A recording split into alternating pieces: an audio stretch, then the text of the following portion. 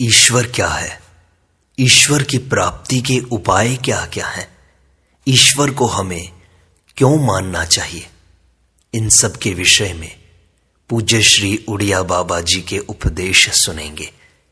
एक व्यक्ति ने प्रश्न पूछा कि महाराज जी, ईश्वर को क्यों मानना चाहिए? तब उन्होंने कहा, मनुष्य किसी नवीन वस्तु को देखकर उसे जानने की इच्छा करता है। जिस प्रकार बच्चा चंद्रमा को देखकर अपनी मां से उसका नाम पूछता है और फिर उसे पकड़ने की इच्छा करता है, इसी प्रकार प्रत्येक मनुष्य में 3 इच्छाएं रहती हैं। वस्तु को देखने की इच्छा, उसे जानने की इच्छा और उसे प्राप्त करने की इच्छा। जीव का ज्ञान अपूर्ण है, इस बात को वह सदा अनुभव करता है और उसे पूर्ण करने की चेष्टा करता रहता है। वास्तव में हम अल्प ज्ञान, अल्प शक्ति और अल्प क्रिया वाले हैं। इस अपूर्णता को पूर्ण करने के लिए हमें ईश्वर को अवश्य मानना चाहिए, क्योंकि ईश्वर को माने बिना हमारा अल्प ज्ञान, अल्प क्रिया और अल्प शक्ति कभी पूर्ण हो ही नहीं सकती। महाराज जी, ईश्वर को न मानने से कौन कौन सी हानियां होती हैं? ईश्वर की सत्ता को न मानने से हम सर्वदा अल्प ज्ञानी, अल्प शक्तिमान और अल्पदर्शी ही रहेंगे। ज्ञानी कभी भी नहीं हो सकेंगे, क्योंकि ईश्वर को न मानने पर हमारी प्रवृत्ति स्वाभाविक ही संसार की ओर रहेगी। फलतः हम जड़वादी और जड़मती हो जाएंगे। जीव का स्वभाव प्रेम करना है। ईश्वर को न मानने पर वह तो विषय रूप संसार से ही प्रेम करेगा। महाराज जी, ईश्वर के होने में कौन कौन से प्रबल प्रमाण हैं? हम कैसे माने कि ईश्वर है?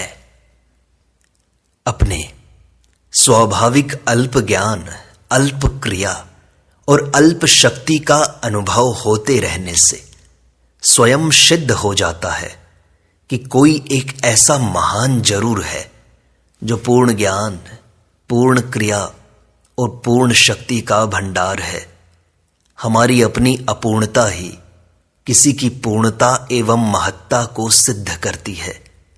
हम जानते हैं कि हम पृथ्वी, जल, वायु और अग्नि आदि को केवल अपने व्यवहार में ला सकते हैं तथा उन्हें मिलाकर कोई नवीन वस्तु भी बना सकते हैं, किंतु उन मूल तत्वों का निर्माण हम कभी नहीं कर सकते। हमारी यह अशक्ति ही किसी महाशक्ति को सिद्ध करती है। जो जिस वस्तु का निर्माता होता है वही उसका दृष्टा भी हो सकता है।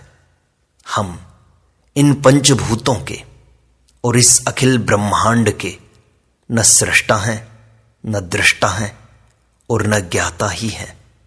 हमारी यह अल्प दृष्टि और अनभिज्ञता ही किसी सर्वदृष्टा और सर्वज्ञ के अस्तित्व को सिद्ध करती है। जो लोग परमात्मा के अस्तित्व को स्वीकार नहीं करते, उनको यह तो मानना ही पड़ता है कि पृथ्वी, जल, अग्नि, वायु और आकाश, इन पंच महाभूतों का तथा सूर्य, चंद्रमा एवं नक्षत्र आदि का कोई कर्ता अवश्य है, क्योंकि जड़ वस्तुएं अपने आप निर्मित नहीं हो सकती। 2 वस्तुओं के मिलने से एक तीसरी वस्तु अवश्य बन जाती है, किंतु वहां भी उन्हें मिलाने वाला कोई अवश्य होना चाहिए। अतः इन मिलाई जाने वाली मूल वस्तुओं का कोई कर्ता अवश्य है, परंतु उसे लोग न तो स्पष्ट देख सकते हैं और ना ही साधारण बुद्धि द्वारा उसका अनुभव कर सकते हैं। अतः किम कर्तव्य विमूढ़ होकर बिना समझे बूझे अनायास ही यह कह उठते हैं कि यह सब अपने आप ही बन गया है। यद्यपि वे यह अवश्य अनुभव करते हैं कि उनका ऐसा कहना नितांत ही निराधार, निस्सार और निर्मूल है। अपनी बनाई हुई वस्तुओं को हम बना सकते हैं और बिगाड़ सकते हैं, परंतु ईश्वर निर्मित वस्तुओं को हम ना ही बना सकते हैं और ना ही नष्ट कर सकते हैं। हम जल से बर्फ और मिट्टी से ईंट बना सकते हैं और उन्हें बिगाड़ भी सकते हैं, परंतु जल और मिट्टी को न हम बना सकते हैं और ना ही नष्ट कर सकते हैं। जब अपने विचार से हम उन्हें नष्ट हुआ समझते हैं, उस समय भी वास्तव में वे नष्ट नहीं होते, केवल उनका रूपांतर ही हो जाता है। हमारी यह असमर्थता ही उस सर्वसमर्थ के अस्तित्व को सिद्ध करती है। हमारी सामर्थ्य और शक्ति का ह्रास हर समय होता रहता है, किंतु ईश्वर की शक्ति न तो कभी घटती है और न ही नष्ट होती है। ईश्वर सदा सर्वदा एक रस रहता है।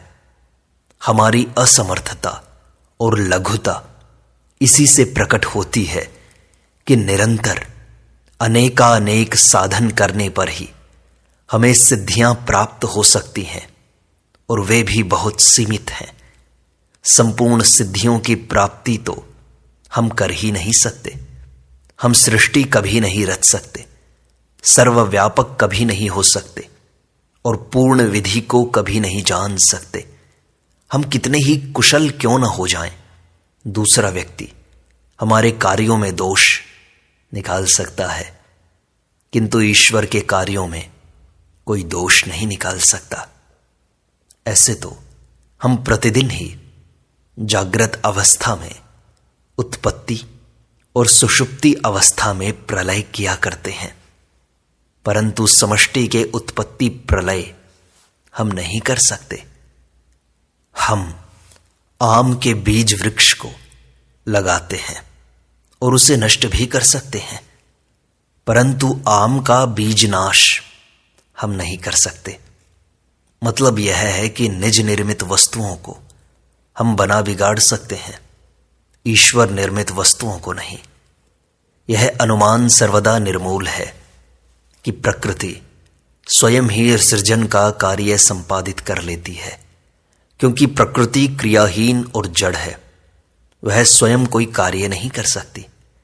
जिस प्रकार हमारी क्रिया शक्ति स्वतंत्र नहीं है, हमारे अधिकार में है, उसी प्रकार प्राकृतिक तत्वों की क्रिया शक्ति भी उनके प्रेरक प्रभु के हाथ में है। हम में भी दो शक्तियां हैं, आत्मिक जिसको ईश्वरीय भी कहते हैं और दूसरी प्राकृतिक। इनमें दूसरी शक्ति का संचालन पहली शक्ति के द्वारा ही होता है।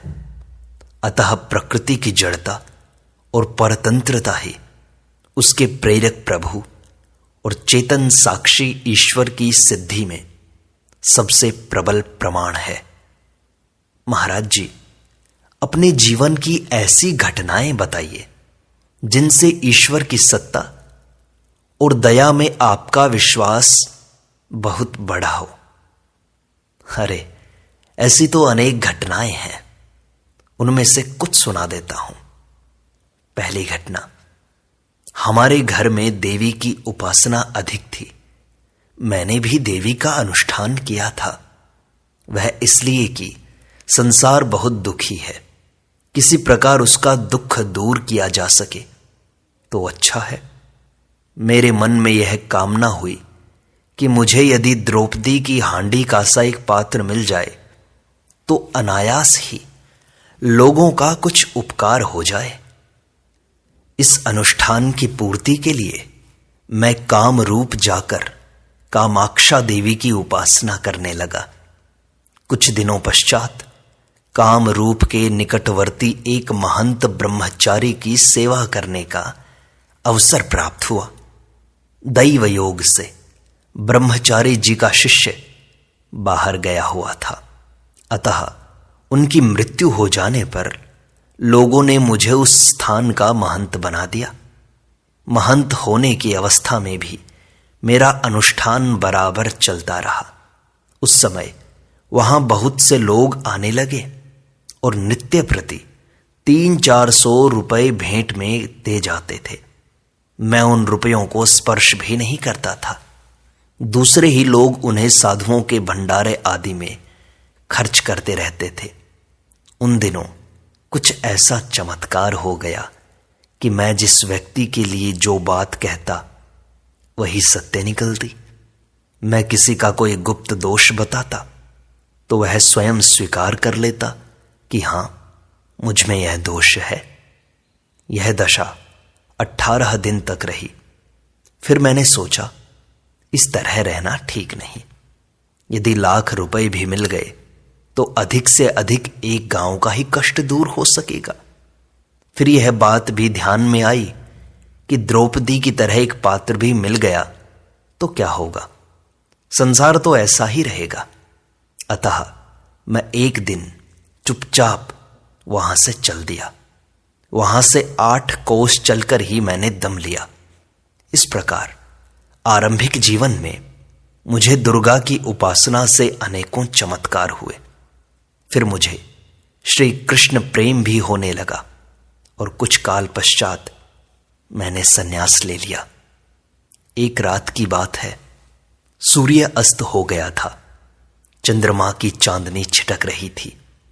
जंगल में नहर के किनारे एक सुंदर बालक और बालिका मेरे पास आकर कहने लगे, बाबा कहो तो हम रोटी ले आए।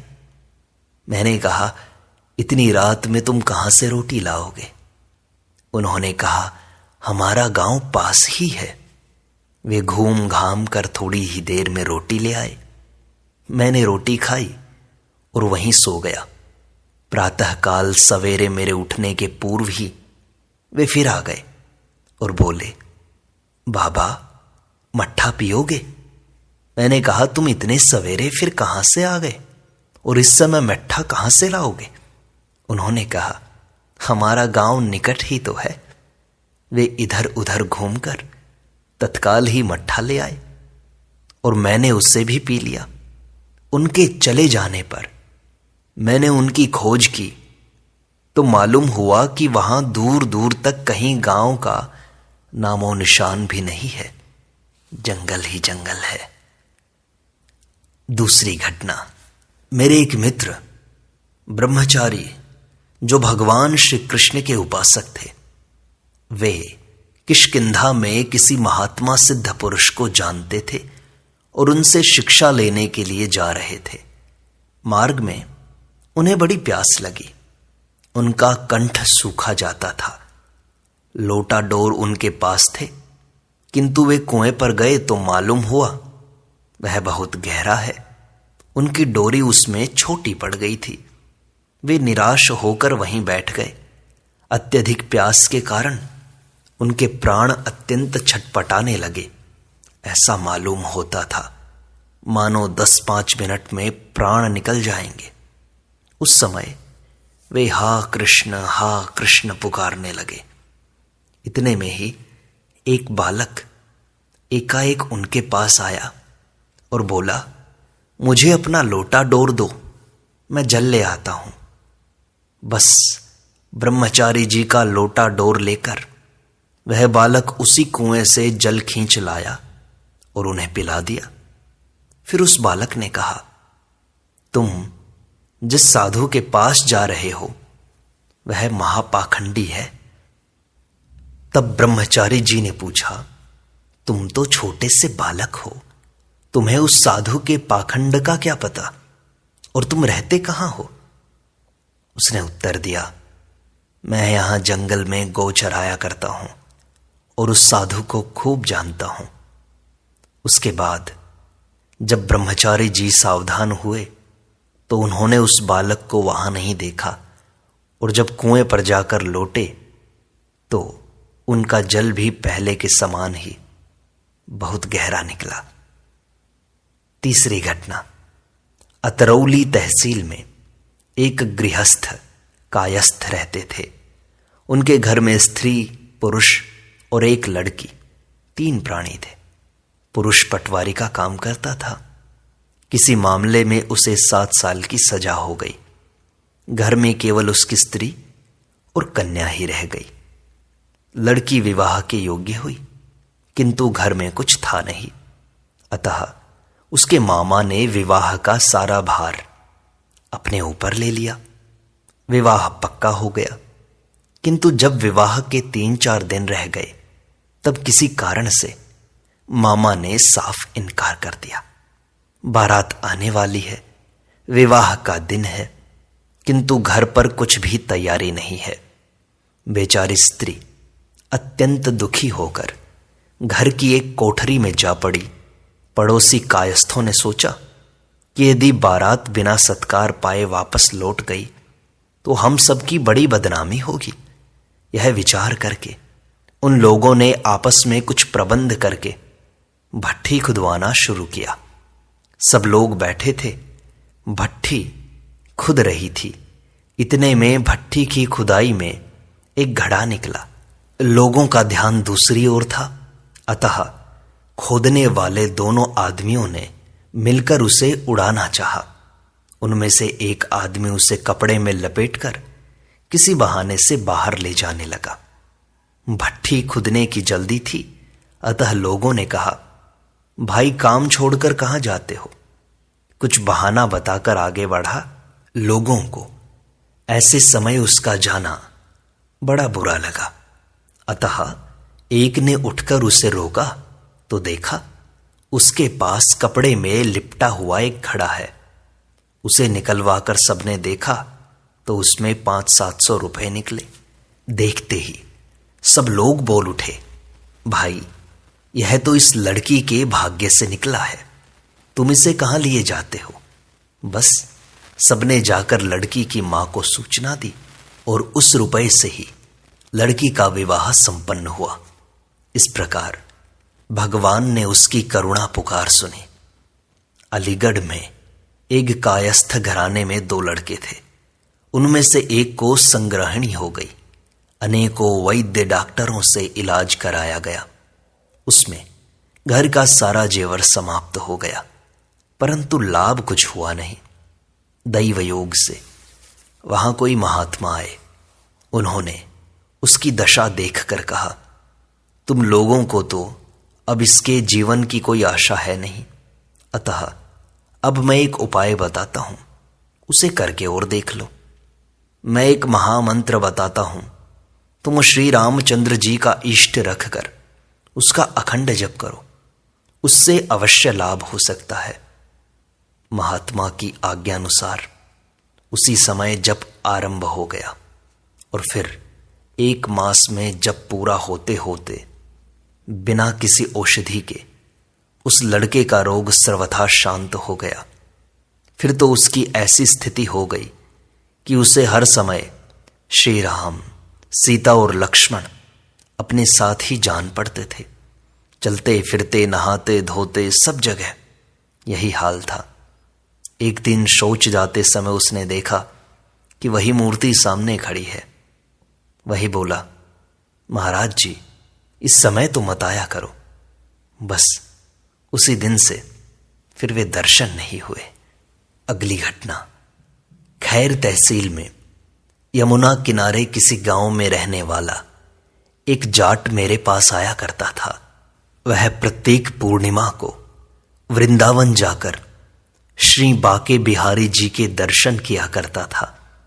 उसका यह नियम 30-40 वर्ष से चल रहा था। एक बार पूर्णिमा के दिन पहले चतुर्दशी को उसके जवान लड़के की मृत्यु हो गई। एक ही लड़का था, सारे गांव में हाहाकार मच गया।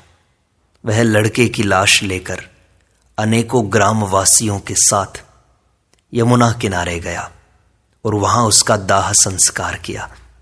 वह कार्य से छुट्टी मिलने पर जब सब लोग लौटने लगे तो वह बोला, भाई जो होना था सो हो गया, आप लोग घर जाएं। मेरे तो कल पूर्णिमा है, मुझे कल वृंदावन में श्री बाके बिहारी जी की हाजिरी देनी है, सो मैं तो वहीं जा रहा हूं। उसकी यह बात सुनकर सब गांव वाले कहने लगे, कैसा पागल है, जवान लड़का मरा है, लोग इसके घर आएंगे, और यह कहता है मुझे वृंदावन जाना है। ऐसा कहकर लोगों ने उसे बहुत समझाया, किंतु वह अपना सदा का नियम छोड़ने को तैयार नहीं हुआ। बस वह वहीं से वृंदावन चल दिया। इस समय प्रकृति ने भी उसकी परीक्षा करने की ठानी। बड़े जोर से हवा चलने लगी और पानी भी बरसने लगा। सब लोग तो गांव लौट गए। वह यमुना पार करने के लिए घाट पर आया, किंतु मल्लाह ने ऐसे तूफान के समय नाव ले जाने से साफ इनकार कर दिया। जाट को पुत्र शोक तो था ही, अब सदा की भांति कल पूर्णिमा को प्रातःकाल श्री बांके बिहारी जी के दर्शन नहीं हो सकेंगे। इससे और भी हृदय घबरा उठा। वह अत्यंत शोकाकुल हो उस मल्लाह की कुटी में ही पड़ा रहा। जाट प्रतिमास चतुर्दशी को ही वृंदावन पहुंच जाता था। अतः इस ओर बांके बिहारी जी के गोसाई जी ने भी रात के 12 बजे तक उसकी प्रतीक्षा की। जाट ने देखा कि वह वृंदावन पहुंच गया है। सदा की तरह वह रात्रि में ही मंदिर में पहुंचा है और पुजारी जी ने उसे प्रसाद दिया है और वह प्रसाद पाकर सो गया है। दूसरे दिन जब उसकी आंखें खुली तो उसने अपने आप को वृंदावन की उसी कुटी में पाया जिसमें वह प्रत्येक पूर्णिमा को जाकर ठहरता था। इससे उसे बड़ा आश्चर्य हुआ और वह सोचने लगा कि मैं तो उस पार मल्लाह की झोपड़ी में सोया था, यहां कैसे आ गया। फिर उसे रात को पुजारी जी से प्रसाद पाने की याद आई। उसने उनके पास जाकर इस विषय में पूछा तो वे बोले, भाई मैंने तो तुम्हें प्रसाद नहीं दिया। मालूम होता है यह सब बांके बिहारी जी की ही लीला है। उसने कुटिया में जाकर देखा तो वहां प्रसाद के कण और जल आदि भी पड़े थे। प्रभु की ऐसी भक्त वत्सलता देखकर वह विफल हो उठा और बोला, हाय लाला ने बड़ा धोखा दिया। अब वह जाट मर गया है। इस तरह की अनेकों घटनाएं मेरे जीवन में हुई हैं जिनसे भगवान के होने का प्रमाण मिलता है, उनकी वत्सलता का प्रमाण मिलता है। महाराज जी, सगुण उपासना सुगम है या निर्गुण?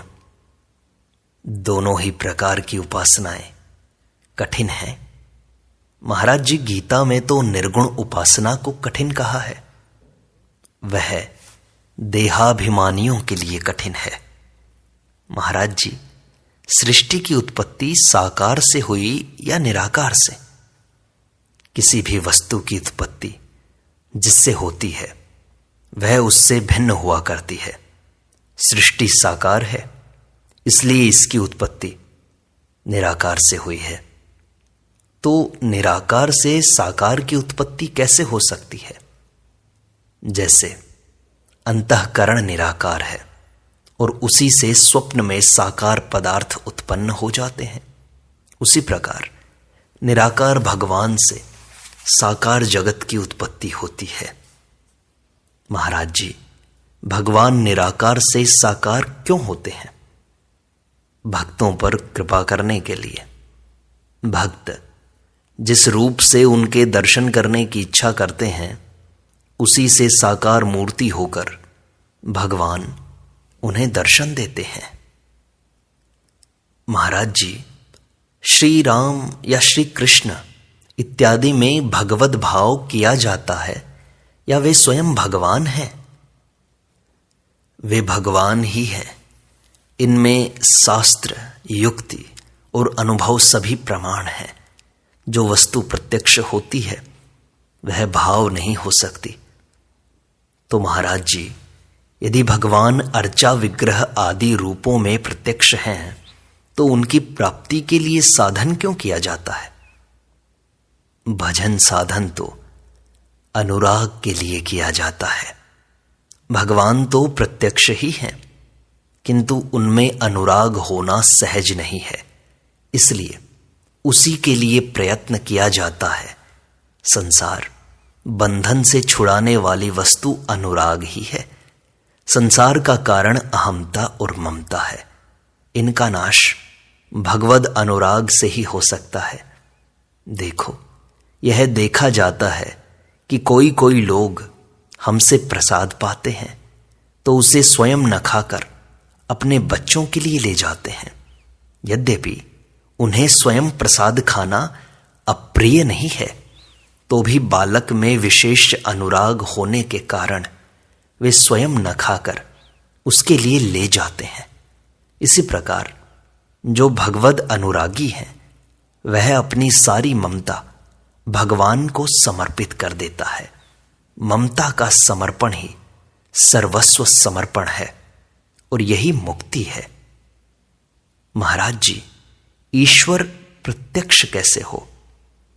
ईश्वर प्रत्यक्ष है, इसमें शंका नहीं करनी चाहिए। इसमें शास्त्र प्रमाण भी है। गीता कहती है कि संसार में जो जो सुंदर वस्तु दिखाई देती है उसमें ईश्वर की ही छटा है। यद यद विभूतिमत् सत्वम श्रीमद् ऊर्जितम एव वा तत्तदेवावगच्छ त्वं मम तेजोंश संभवम। प्रत्येक वस्तु में जो भी आकर्षण करने वाला तत्व है वही ईश्वर है। वस्तु में जो सौंदर्य है वही ईश्वर है। लोग शुद्ध सौंदर्य को ग्रहण नहीं करते, वे उसे किसी वस्तु या क्रिया के साथ मिलाकर देखते हैं। इसलिए उनका वस्तुओं के प्रति राग द्वेष होता है। यदि शुद्ध सौंदर्य को ग्रहण किया जाए तो राग द्वेष हो ही नहीं सकते, किंतु उसे संसारी पुरुष ग्रहण नहीं कर सकते।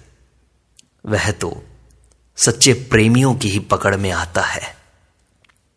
महाराज जी, वेदांत ग्रंथों में आता है कि उपासक प्रतिमा में विष्णु आदि का तथा नाम में भगवत बुद्धि का आरोप करता है, किंतु उपासक तो ऐसा नहीं समझता। फिर यह कथन किसकी दृष्टि से है? इसे उपासक और तत्ववेत्ता दोनों की दृष्टि से आरोप नहीं कहा जा सकता। यह कथन केवल जिज्ञासु की दृष्टि से है, जो जड़ और चेतन दोनों की सत्ता स्वीकार कर उनका विवेक करता है। भक्त की दृष्टि में भगवद विग्रह और भगवन नाम जड़ नहीं है, चिन्मय है, और बोधवान की दृष्टि में जो कुछ है वह सभी सच्चिदानंद स्वरूप है। उसके लिए तो एक अखंड चिदघन सत्ता से भिन्न और किसी वस्तु का अस्तित्व ही नहीं है।